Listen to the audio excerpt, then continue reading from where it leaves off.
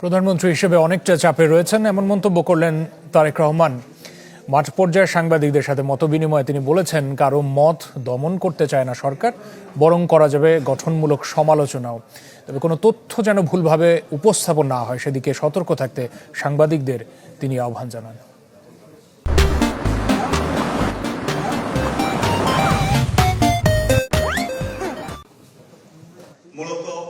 দায়িত্ব গ্রহণের পর প্রথমবারের মতো মাঠ পর্যায়ের সাংবাদিকদের সঙ্গে মতবিনিময় করলেন প্রধানমন্ত্রী তারেক রহমান।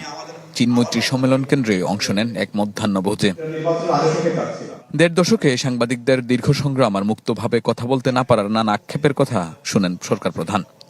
মানুষের যে আবেগ, সেটা থেকে আপনি নিশ্চয়ই বুঝতে পারছেন যে ১৭ বছরে কেমন নির্যাতনের মুখে এবং কেমন নির্মমতার ভিতরে এই দেশের মানুষ ছিল। বক্তব্যে প্রধানমন্ত্রী জানান, অন্যের মতামতকে দমিয়ে রাখা নয়, আইনের সুশাসন নিশ্চিত করতে চায় সরকার।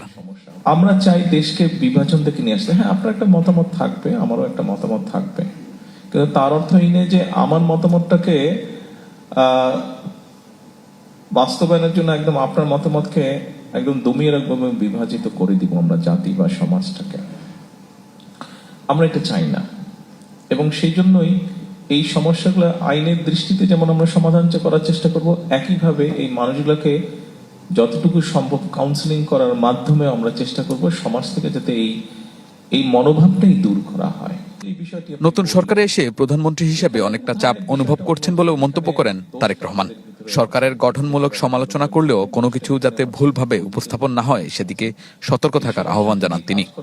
ভবিষ্যৎটা আমরা এভাবে যে আপনি সমালোচনা, গঠনমূলক যদি সমালোচনা, ওয়েলকাম দ্যাট, কোনো সমস্যা নাই। তো ভুলটাকে আপনি যদি এমনভাবে উপস্থাপন করেন যে পত্রিকার কাটতি বাড়ানোর জন্য অথবা অন্য কোনো উদ্দেশ্যে, সেটা তো তাহলে উভয়ের জন্যই বোধহয় একটা সময় ক্ষতি বয়ে আনবে। তো মূল বিষয়টা হচ্ছে আপনি আপনার বক্তব্য বলবেন, কেন বলবেন না, আমারও বক্তব্য আছে, কিন্তু ওটাকে ডিফারেন্ট উদ্দেশ্যে যদি আপনি উপস্থাপন করেন তখন হয় কি সম্পর্কটা আস্তে আস্তে খারাপ হতে থাকে। তো আমরা কেন সম্পর্কটা খারাপ করতে চাইবো? আলাপচারিতার এক পর্যায়ে ফুটবলে কোন দলকে সমর্থন করেন সেটিরও কৌশলী জবাব দেন তারেক রহমান। অনেকদিন তো একটা দেশে ছিলাম আমি। শাহনেওয়াজ পাবলু, চ্যানেল 24, ঢাকা।